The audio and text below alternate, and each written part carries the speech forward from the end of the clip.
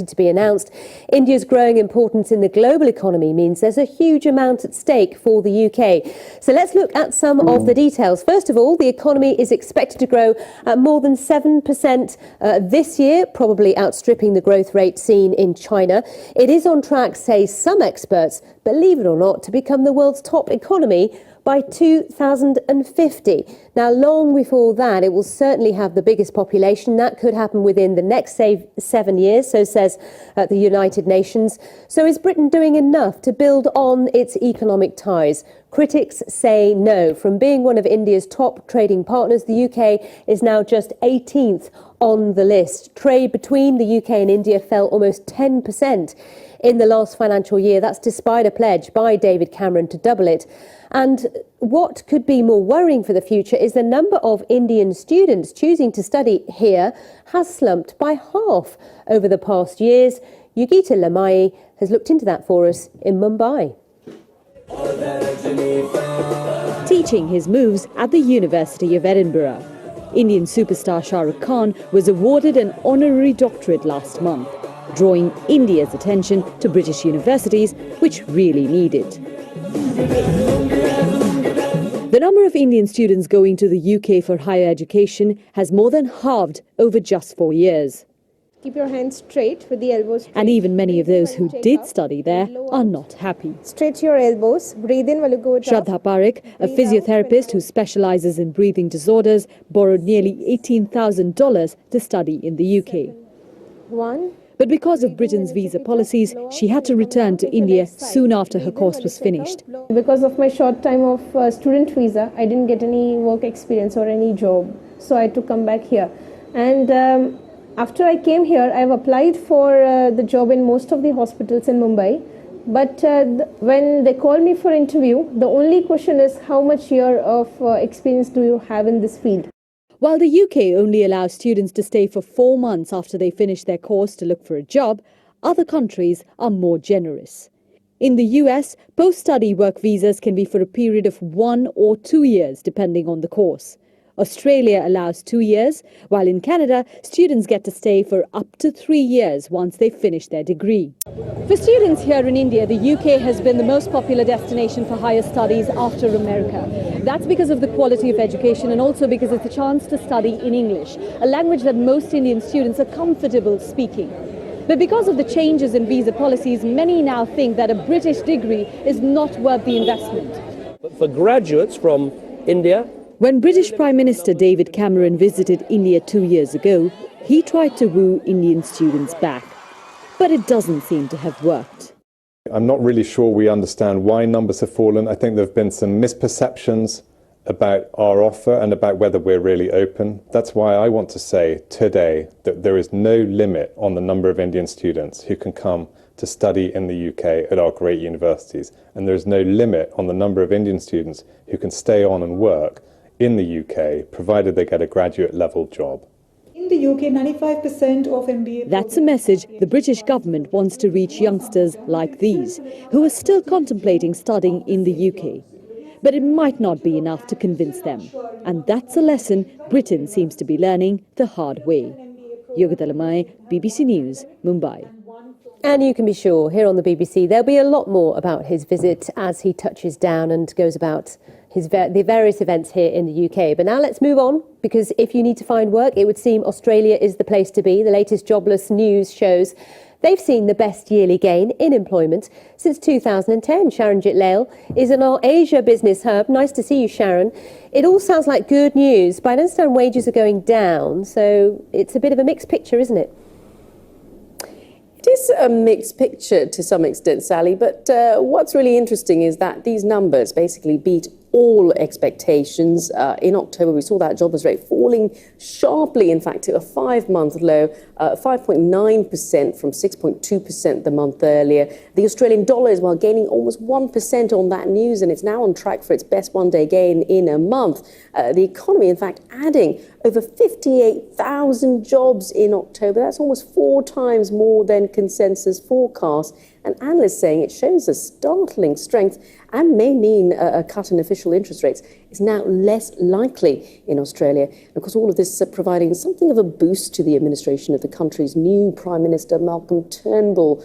Of course, as you say, it's a mixed picture because we are seeing a slowdown in China as well. That's Australia's largest trading partner, so it's really key what's going on there. And that's caused a lot of nervousness over the last few months in Australia. We saw the economy there, in fact, slowing in the 3 months to the end of June. GDP there expanding just 0.2%. But of course, this news is a spot of optimism for the economy, a much-needed boost. OK, thank you very much, Sharon Jitlel in Singapore. Now to Russia, where growth figures are out later. They're expected to show the economy shrinking by 4.4% in the 3 months to September when compared to the year before. Now, that wouldn't be quite as bad as the previous quarter. Still, Russia is on track for its longest recession in 2 decades, dragged down by a slump in crude oil prices and international sanctions. Financial markets, though, are starting to bet on an improvement. If you look at the share markets, they're headed higher. Russian shares, also the ruble, is sharply up in recent months. So what is going on? Well, Lilette Gevorgian is senior economist at IHS Global Insight and a regular on the show. It's nice to see you again, Lilette. So the growth numbers, again, are going to be pretty grim, but actually not as bad as previous quarters in the year before. Well, only marginally better. And I think what is quite symbolic is how the Russian Ministry of Economy has been so keen to announce this positive news even before the data came out, saying that they believe that they have reached the bottom and from now on it's going to be much better, so they will be on the track of recovery. However, I have to emphasize that the recent high-frequency data is not really pointing to much easing in recession. Perhaps there will be some deceleration. However, I don't think that it will be quite quick recovery. So it's going to be a long and painful recovery. Absolutely, I think it will be protracted, very slow recovery, mainly because of the external reasons. I don't think that there will be a quick recovery in crude oil prices. And I think domestically, the confidence is really hurt. So how is the average person in Russia coping with all of this? Because sanctions are still in place. Financial sanctions in particular are really hitting the Russian economy hard, and that's not going to change anytime soon. Well, again, if we look at data, it clearly shows that the salaries had been cut. The inflation that was as high as 17% in December last year, it really eroded the real disposable income of households. The middle class got used to traveling abroad, but with ruble significantly weakening, this has become very expensive. So many people have almost forgot about those days that they could travel abroad. Now, that's just middle class. If you look at poor sections of the population, then you see that poverty levels have started creeping up again. And this is not actually good news for President Putin, because one of his achievements during his long years of presidency was that he brought down poverty levels by 50%. So it is really hurting. They have seen wages dropping. They've seen the working hours getting longer. So I think for the for Russians, they have definitely felt the impact on their living standards. OK, thank you, Lilette. Always good to get the latest from you. And of course, when we get the growth figures, the actual official ones, we shall update you. Now, we've got to talk about that incredible Singles Day that we mentioned yesterday. The Chinese e-commerce giant Alibaba sold a record $14.3 billion worth of goods on Thursday. The Mock Festival in honour of people not in a relationships turned November the 11th into a huge shopping binge, outstripping America's Black Friday and Cyber Monday combined. Alibaba says its sales were up some 6% on last year. Financial markets in Asia are mixed. Japan up a little, Hong Kong up as well, almost 1%. We've mentioned the fact the Australian dollar is rising significantly off the back of those much better than expected jobless figures. That's all from me for now. I'll see you in a few minutes. We'll look at some more business stories in the papers. See you then.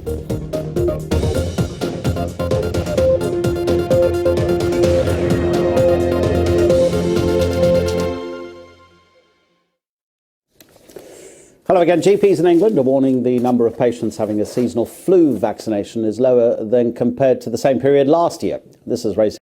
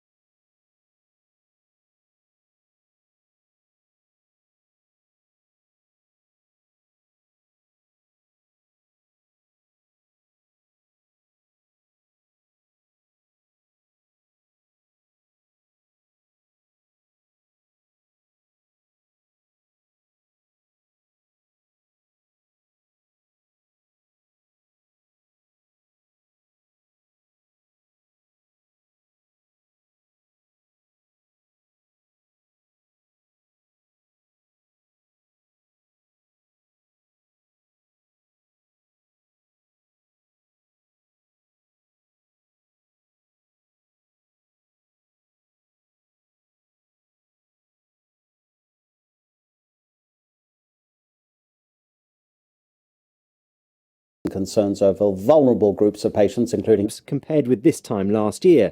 That translates to surgeries vaccinating around 100 fewer patients each week. Doctors are particularly concerned about vulnerable groups such as elderly people, pregnant women and those with underlying health conditions. This fridge is full of flu vaccines. Each of these boxes contains 10 doses, and in this surgery, doctors believe they have around 1,000 doses still left over, which indicates many patients have yet to be vaccinated. And that's a picture many other surgeries in the country are also reporting. Iraq, backed by US coalition airstrikes, have launched an offensive they say is aimed at recapturing the town of Sinjar. It's near the border with Syria. It fell to Islamic State militants last August. African leaders attending a summit in Malta with their European counterparts. They've criticised what they have called Europe's fortress approach to the flow of migrants reaching EU shores. They say Europe should be prepared to cooperate more. The Russian President Vladimir Putin has promised full cooperation with international anti-doping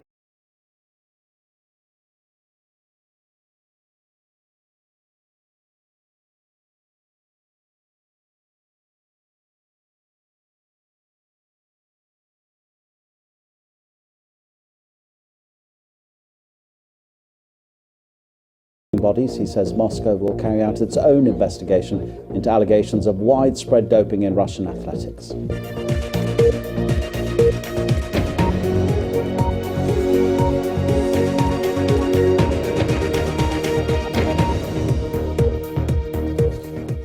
So let's begin our news review with what's been going on in Malta. The crisis talks continuing. The International New York Times, it says EU leaders are offering aid and development in a bid to get Africans to stay at home and not make that journey to Europe.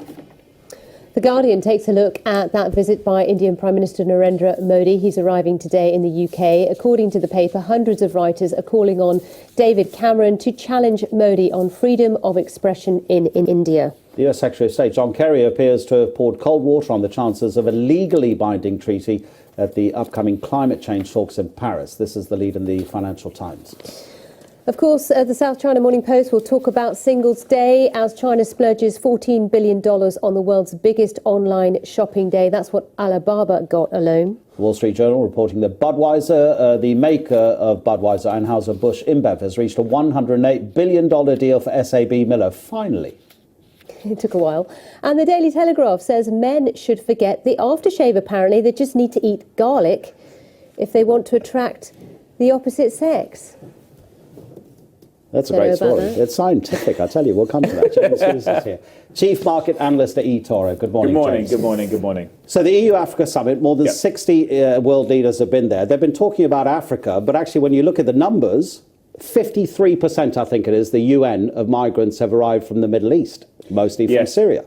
Of course, this is the huge issue that's going moment. And I think this is kind of a situation where all of the migrants coming over, or the big problem that we're looking at is from the Middle East at the moment, and that's the key area where we've had all of the focus. Now, obviously, looking into Africa and North Africa, you have this situation where they're trying to stem the flow to be able to deal with the Syrian crisis, the Middle East crisis. So putting action in place in other areas to try and stop that flow, of course, is a way of tackling those numbers, which have already been there in the past. So what a lot of these plans are doing are putting in place scholarships and different educational treaties within these countries to try and help people who are already there to stay there and to maybe make life better in those countries, so they're not necessarily making those perilous trips. Because whether we talk about migrants coming from Syria fleeing war, or economic migrants, which is a difference, they're all taking enormous risks to get to Europe. So doing things and adding these things within Africa to try and make people stay, of course, is a way just to try and stop that when you've got such a problem with the likes of Syria. In fact, the percentages of 53% of migrants this year specifically have come to Europe from Syria. But you see, the EU, of course, has found it very difficult to have a common approach to the issue. Yeah. So how can they expect Africa to? They're going to give them $2 billion. And if money alone is going to solve the problem, they'll need a lot more, I would imagine, than $2 billion. $2 billion is of course nowhere near enough, and we know that money alone isn't going to solve these issues. So it seems like trying to solve the issue with only very small measures. But I think the one thing is it's maybe steps in the right direction. But of course, there's huge issues still going on with migrants coming to Europe. Now, Narendra Modi is the one that's got the red carpet being rolled out for as we speak, probably. Indeed. And he's got various events going on, packed agenda. Yeah. We've talked a little bit in World Business Report about the fact that the UK and India need to get better economic ties and trade ties.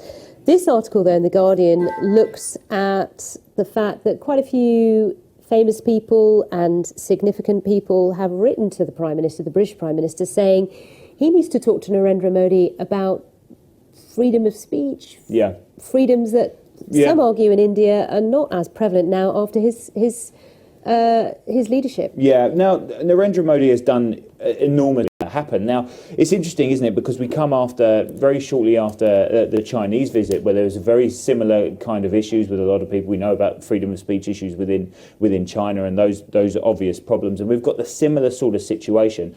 But there's also this tough point that both of these countries, both China and India, have a hell of a lot of money that the UK want to be part of and they want investment from. So it's a very tough line walking between. Obviously, a lot of these writers and famous people are pushing David Cameron to raise the issue of freedom of speech, but it becomes very hard to raise issues within Narendra